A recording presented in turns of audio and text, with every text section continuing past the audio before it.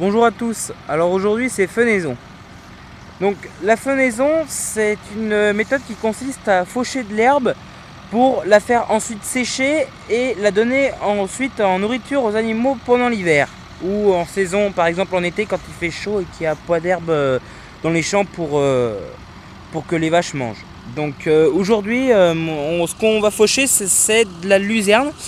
Donc la luzerne, c'est une luzerne qui a planté depuis 4 ans maintenant. Donc cette coupe va permettre de faire du foin. La luzerne, c'est ça. Donc vous voyez, elle est en fleurs, elle a toutes ces fleurs violettes là. Donc ça a une valeur nutritive qu'on recherche beaucoup pour les vaches. Donc pour ce faire, on va utiliser le Dudstar 6155 RC Shift Agrotron. Alors il faut savoir que depuis qu'on a fait la préparation de sol pour les maïs, on a dételé les mâches parce que pour la faucheuse, on n'a aucune utilité. Et c'est surtout que ça permet de soulager les vérins qui sont là, c'est-à-dire le pont avant, et ça le soulage énormément. Donc en faucheuse, nous sommes équipés d'une Krone EasyCut 280 CVQ. C'est une faucheuse à 6 assiettes il me semble. Oui c'est ça, 6 assiettes. Donc c'est une faucheuse conditionneuse. Donc la faucheuse c'est un lamier en fait, c'est jamais qu'un lamier, avec des assiettes donc il y a 6 assiettes. Et les assiettes sont munies de couteaux qui coupent l'herbe. Donc les assiettes tournent à très haute vitesse pour faucher l'herbe. Et ensuite derrière il y a le conditionneur. Donc c'est jamais qu'un rotor en fait. Alors on pourrait croire que c'est des couteaux, mais en fait ce n'est juste que des doigts en ferraille. Donc ils viennent fouetter l'herbe pour l'éclater, pour que l'herbe puisse sécher plus vite, beaucoup plus vite.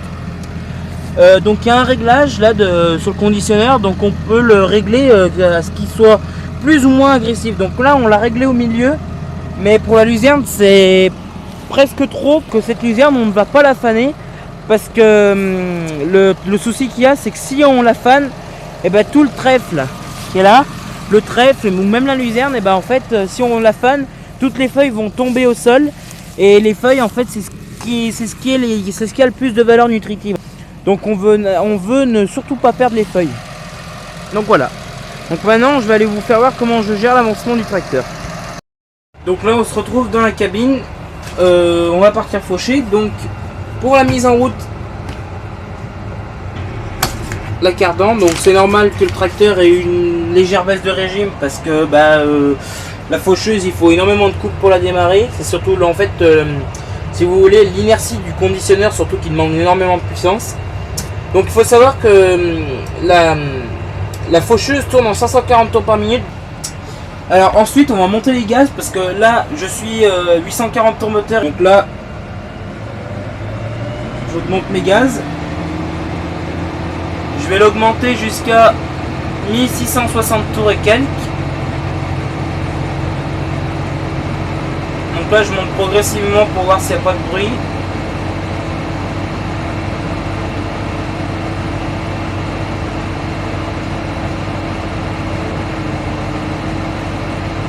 Donc ici, là, le régime est réglé. Donc il faut savoir que la prise de force normalement c'est une 540 tours, mais je la fais tourner plus vite parce qu'il faut savoir que la luzerne elle est versée. Donc si jamais il était venu qu'à avoir un bourron, donc un bourron de, par exemple, je sais pas moi, si il y a un gros paquet qui se prend soit dans les assiettes, soit dans les couteaux, et en fait ça va carrément bourrer la machine. Donc je préfère avoir des tours de plus pour essayer de faire couler au mieux les petits bourrages que je pourrais avoir. Et puis voilà, mais donc ça ne gêne pas de faire tourner 20 tours de plus. Donc ici je vais baisser la faucheuse, donc je mets en flottant, la faucheuse descend et je suis parti. Là je débraye tout doucement. Donc ici je suis en 3B, je vais passer une vitesse de plus. On est en 3C.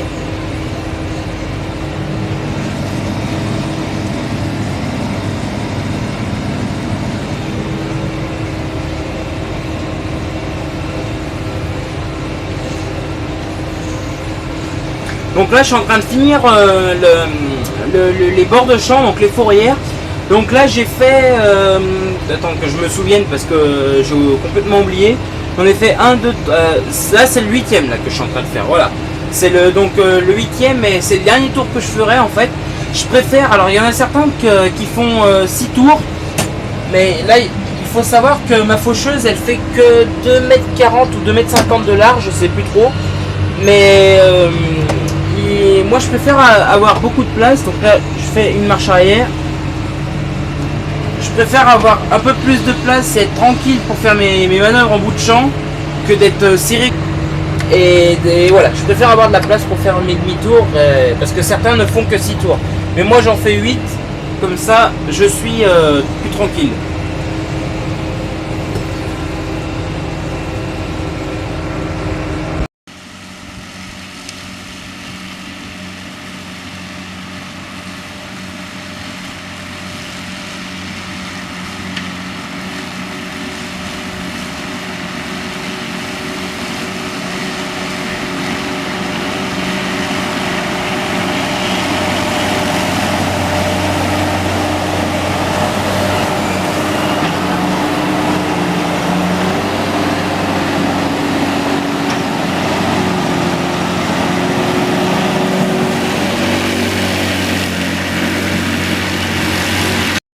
Donc ici, je sais pas si tu le vois correctement, mais tu peux voir que la luzerne elle est versée parce que on a eu en fait des trompes d'eau qui sont tombées là ces derniers jours.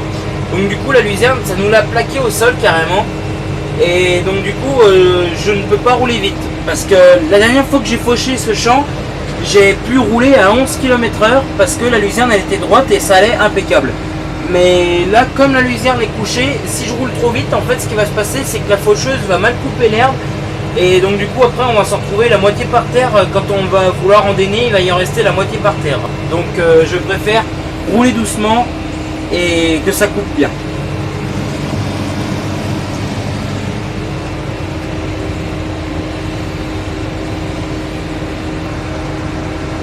Donc là, quand j'arrive au bout, j'embraye pour m'arrêter.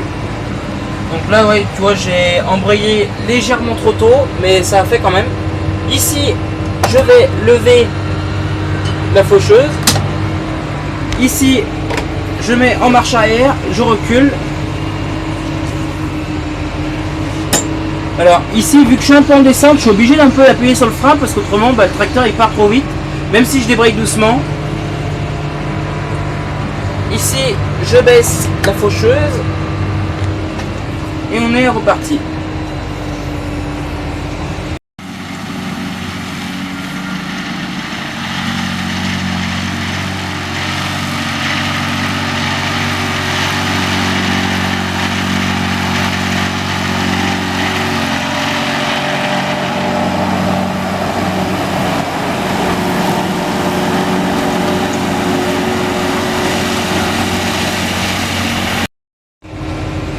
Donc ici, il faut savoir que l'herbe, vu qu'elle est dans l'autre sens, parce que là, quand je fauchais en bas tout à l'heure, l'herbe, elle était dans le mauvais sens.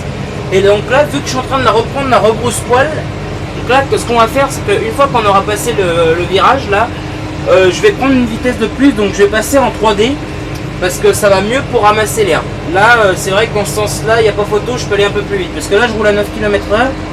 Mais là, je passe ma vitesse et je passe en 3D et à 10 km/h.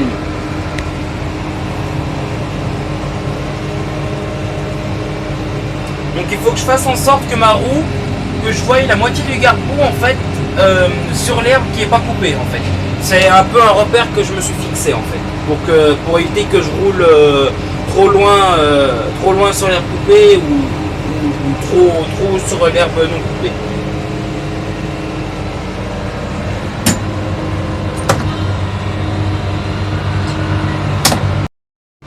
Donc là j'ai fini mes tours. Et donc là ce qu'on va faire c'est qu'on va couper le morceau au milieu. Comme ça m'évitera de faire un nombre et nombre de manœuvres. Il faut que je coupe au milieu mais il ne faut pas que je sois trop loin d'un côté en fait. Donc là ce qu'on va faire c'est que je vais poser le téléphone. Et on se reprend une fois que je suis au bout. Je sais pas si tu vois la maison qui est juste sous mon doigt là. Et ben je vais me fixer ce repère pour aller le plus droit possible et je vais pas lâcher le volant. On se reprend après. Donc là je viens de faire ma coupe au milieu. Donc maintenant je vais reprendre dans l'autre sens. Donc là ça va être un peu short pour pas écraser de l'herbe en fait. Donc là je suis en 3A parce que je me suis arrêté, donc du coup bah, je suis obligé de repasser mes vitesses. Donc là vu que je prends l'herbe à rebrousse-poil, je vais pouvoir repasser encore une vitesse de plus, donc je vais pouvoir me mettre en 3D tranquille. Donc même que j'ai roulé sur l'herbe là pour faire ma coupe au milieu, ça coupe quand même bien. Donc bah, tout ça pour dire en fait que le fait d'y reprendre à rebrousse-poil l'herbe, c'est vraiment une bonne méthode pour prendre l'herbe, pour reprendre l'herbe quand elle est couchée. Alors le truc après c'est quand elle est vraiment plaquée au sol, oui là ça va poser un problème parce qu'il faut que le lamier puisse attraper l'herbe et il faut pas aller non plus faucher trop bas parce qu'autrement bah, soit l'herbe va avoir du mal à repartir, soit bah, où on risque de choper des cailloux. Et alors après si on chope les cailloux on risque de casser les carreaux.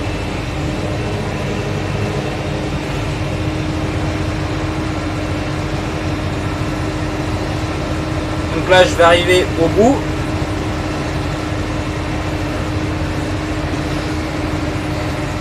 Donc là j'embraye, je lève. Donc ici je vais faire mon demi-tour, donc je vais prendre assez large quand même. Parce que là le problème qui se pose c'est qu'à chaque fois que je fais mon... Là il y a l'arrêt de charrue, je vais tomber dedans. Ouais, donc ça va pas aller, il va falloir passer une marche arrière. Parce qu'en fait ce qui se pose c'est que quand je fais mon premier tour comme ça, ce qui se passe c'est que j'ai pas assez de place pour faire demi-tour. Donc je suis obligé de faire comme ça et de me taper une marche arrière. Autrement là quand je vais refaire le prochain tour, ça ira beaucoup mieux. Donc ça a toujours été que à chaque fois que je reprends comme ça et que je fais mon premier tour, je suis toujours obligé de faire des manœuvres. Mais après, une fois que le champ est enrayé, je peux faire mes manœuvres sans faire demi-tour en fait. Donc là, vu que je prends l'herbe dans le sens qu'elle est couchée, je ne vais pas plus vite. Donc il y a un sens où ça va aller plus vite qu'un autre. Donc bah, tant pis, on va faucher comme ça, puis au moins l'herbe elle sera bien coupée.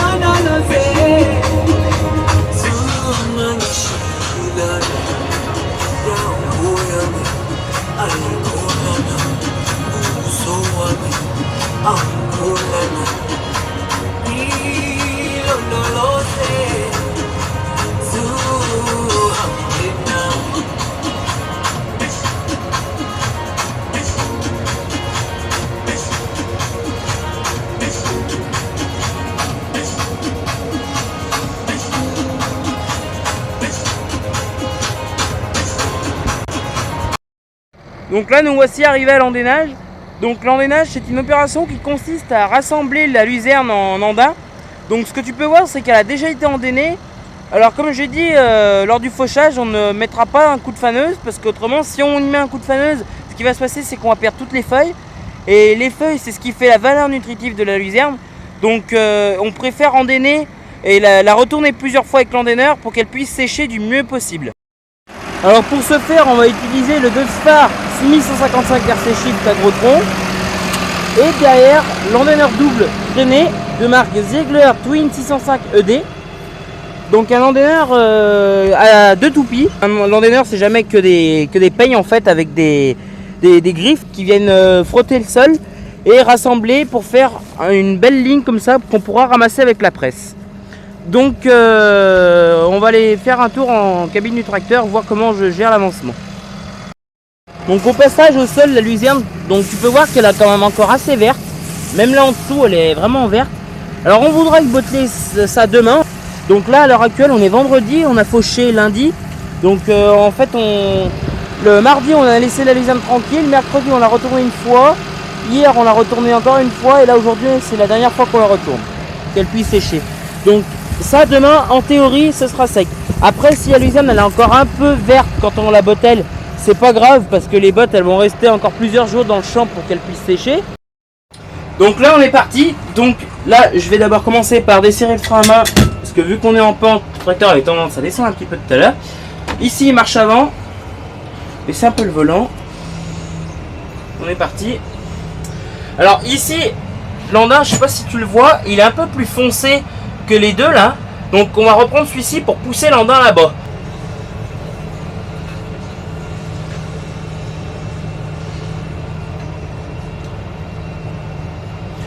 Donc là, je me mets en position juste de sorte à ce que ma roue touche l'Andin au maximum pour éviter que je ramasse à côté. Donc ici, je vais lancer mon endaineur avec la prise de force. Hop, c'est parti. Donc les deux toupies tournent. Et alors là, ce qu'on va faire, c'est qu'on va mettre que très peu de gaz. Tu vois que le tracteur est au ralenti. Donc là, je vais augmenter un chouïa les gaz. Voilà, là, je vais pas mettre plus. Parce que autrement, si je fais tourner trop vite, et ben pareil, la luzerne, on va perdre toutes les feuilles. Donc là, je vais avancer encore un peu. Parce que ça ne va pas. Et là, on va commencer à baisser. Donc je mets mon distributeur en flottant. Et on est parti. Et donc je vais rouler en 3C à 5 km/h. C'est largement suffisant.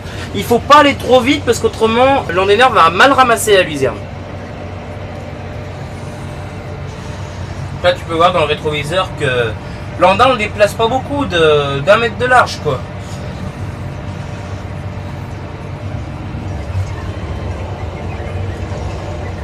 Donc là tu vois l'Andin ça le déplace de pas beaucoup en fait. Juste en fait on le déplace donc l'Andin ce qu'on va faire c'est que je sais pas si tu le vois dans le rétro. En fait quand je retourne mon Andin et ben, ça a tendance à vouloir mettre le dessous de l'Andin sur le dessus quand j'endaine. Et donc c'est ça qu'on recherche pour que l'Andin puisse sécher et blanchir au soleil. Et comme ça à la fin, à l'arrivée au moment du pressage, on aura une luzerne qui sera à peu près sèche pour la botteler. Après comme j'ai dit, si elle est encore un peu verte, c'est pas gênant. Parce que de toute manière les bottes elles vont rester dans le champ pendant encore une dizaine de jours. Donc elles auront le temps de sécher encore un peu.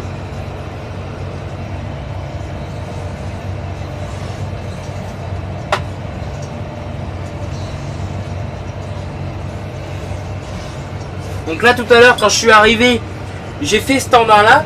J'ai voulu prendre celui d'à côté mais le problème c'est que les deux étaient tellement rapprochés que pour faire ma manœuvre j'aurais dû tourner 3 cours et autrement là mon endaineur aurait touché ma roue de droite.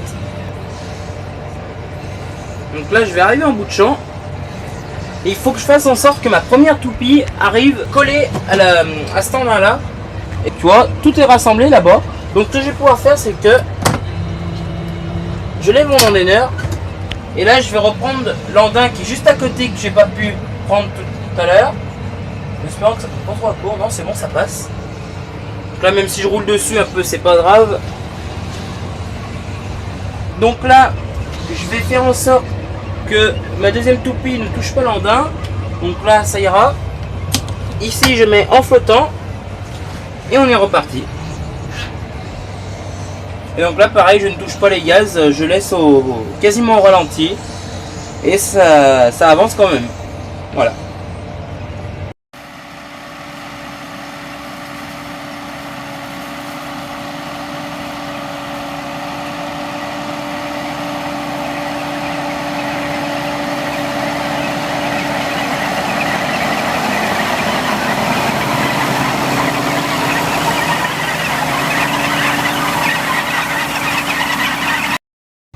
Donc là j'arrive au bout et donc là maintenant ce qu'on va faire c'est qu'on va faire le dernier tour du champ.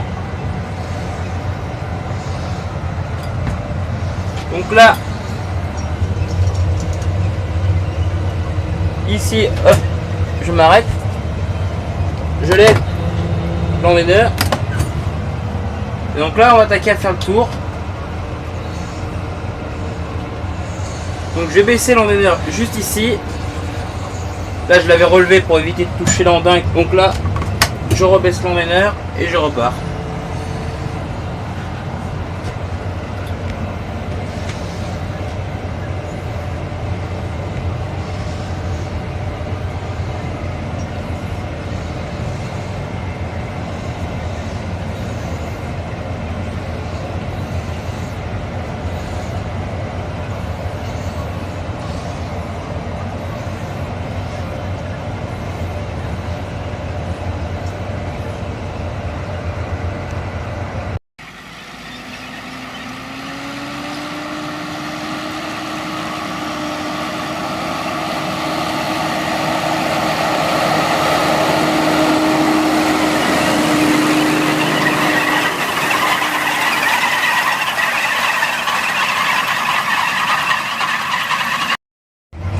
faire voir une chose.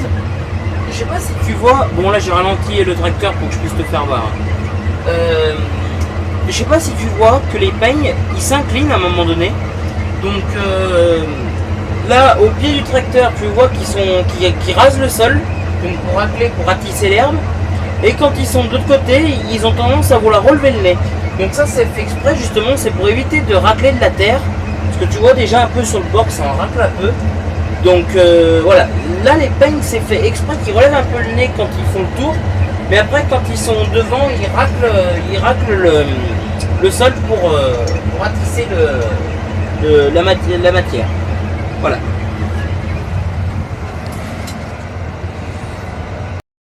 Donc là maintenant on va se retrouver pour emballer la luzerne. Donc on l'emballe en bottes rondes. Donc la taille des bottes c'est des 1,50 m de diamètre. Donc je vais vous faire voir. Là il y en a une là. Vous voyez donc ça fait quand même presque ma taille. Et donc on se sert d'une ficelle pour lier la botte. Je sais pas si tu arrives à le voir. Donc je sais pas on fait vraiment pas beaucoup de tours. Hein. On doit faire 1 ou 2 tours ou au maximum 3 tours de ficelle et après on décharge la botte. Donc là je vais te faire voir l'ensemble qu'on utilise. Donc on utilise un Newland TS90 de 1999 et une presse Fiat Agri 5850 de 1995.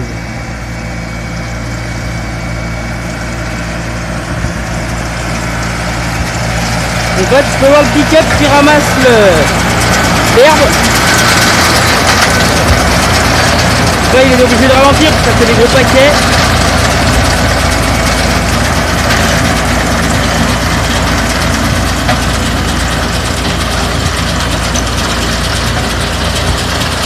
Donc là il ralentit les gaz pour éviter de mettre trop de ficelles. Donc là tu peux voir les ficelles qui sont en train de lier la botte.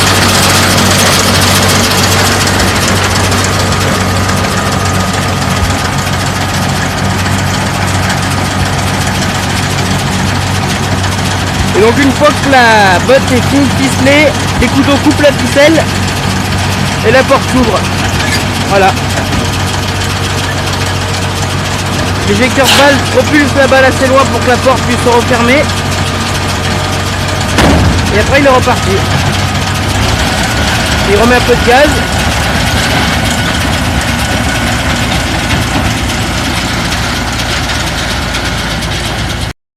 Donc la luzerne, tu peux voir qu'elle est quand même encore un peu verte. Mais il faut savoir que les bottes elles vont rester pendant une semaine, voire peut-être bien 10 jours dans le champ. Donc avec les températures qui nous sont annoncées, les bottes elles vont bien sécher. Et donc après on pourra rentrer le fourrage en toute sérénité. Donc tu vois là que la luzerne elle a pas été touchée depuis hier. Donc les lignes sont bien formées, bien droites pour qu'on puisse les reprendre avec la presse. Donc là il est en train de décharger sa botte.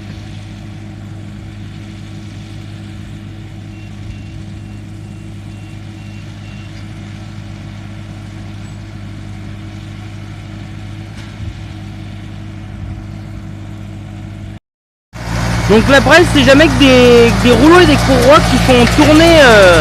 Donc le pick-up ramasse la luzerne. Il y a un ameneur qui monte la luzerne dans la presse et après les courroies font en sorte que le noyau de la botte se forme, que ça tourne, que ça tourne, que ça tourne, jusqu'au moment où la botteleuse atteint les 1,50 m de diamètre de balle. Et après, il y a le ficelage qui se fait automatiquement et après la botte peut sortir. Donc tu vois, le fait de ne pas avoir fané la luzerne, eh ben on a pu préserver toutes les feuilles. Là, je sais pas si tu arrives à le voir. Tu vois, on a pu préserver toutes les feuilles.